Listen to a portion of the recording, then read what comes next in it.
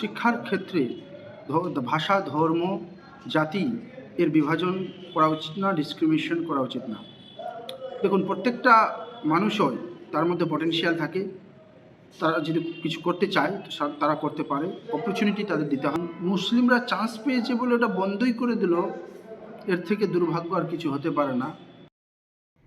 বারবার বিজেপি নেতারা মনে করেন যে মুসলিমরা পড়াশোনা করে না, তাই চাকরি কিংবা শিক্ষার ভালো জায়গায় পৌঁছাতে পারে না। কিন্তু আমরা দেখলাম জম্মু এবং কাশ্মীরে বৈষ্ণোদেবী মন্দিরে যে ট্রাস্ট ছিল সেখানে একটা মেডিকেল কলেজ তৈরি হয় এবং যেখানে 50টা সিট, তার মধ্যে 42 জন মুসলিম ছেলে মেয়ে নিট পরীক্ষা দিয়ে চান্স পায়। এখন হঠাৎ করে আজকে সেই কলেজের অ্যাপ্লিকেশন বন্ধ করে দেওয়া হলো। এটা কি মনে হচ্ছে এই বিষয়টা দেখে?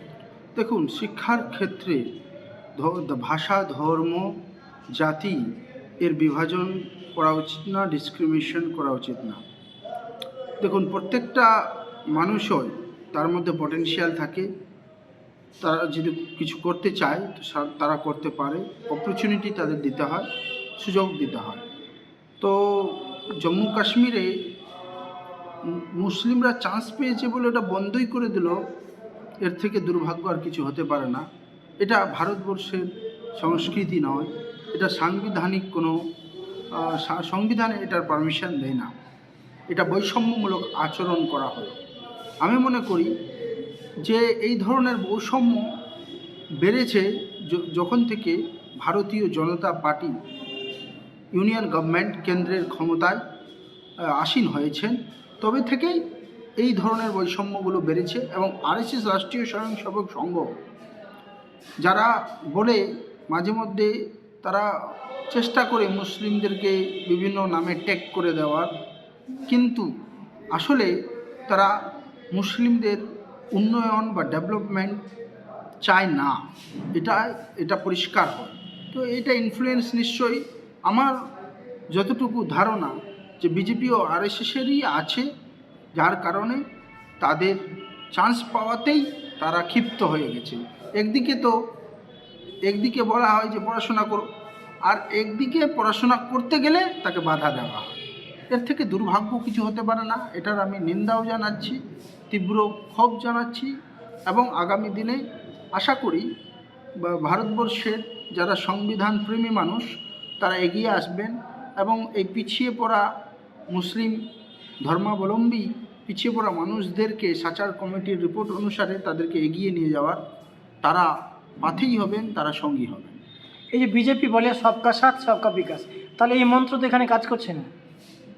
একদম, সে তো আছেই। সবকা সাথ সবকা বিকাশ বিজেপি মুখেই বলে, তার ভিতরে থাকে না।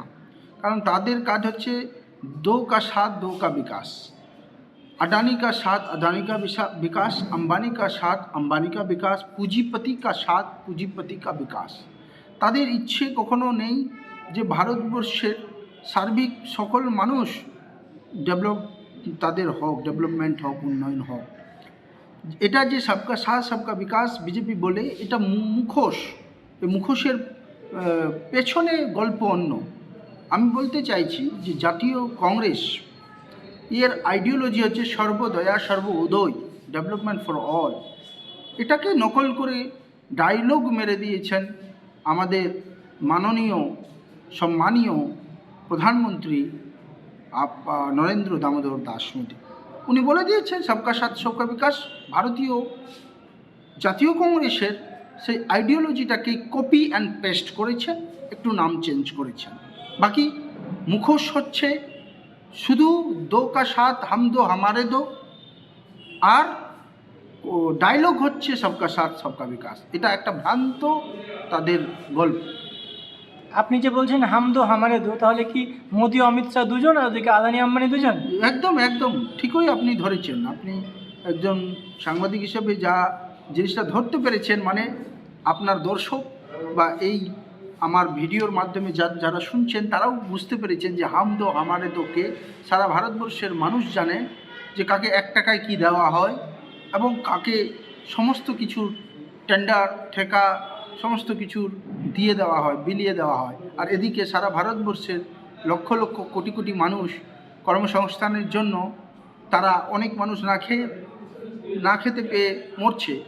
অনেক মানুষ তারা দেশের মানে তারা গরিবী রেখার সম্পূর্ণ নিচে, মানে তাদের আয় নেই। আর একদিকে মানুষ এত সম্পত্তি যে তাদের যদি বাড়িতে বিয়ে হয়, সেই বিয়েটা কয়েক হাজার কোটি টাকা, কয়েকশো কোটি টাকার খরচা হয়। তো এই বৈষম্য জাতীয় কংগ্রেস চায় না। এই বৈষম্য আমরা ভারতবর্ষের সংবিধান প্রেমী মানুষরা চায় না।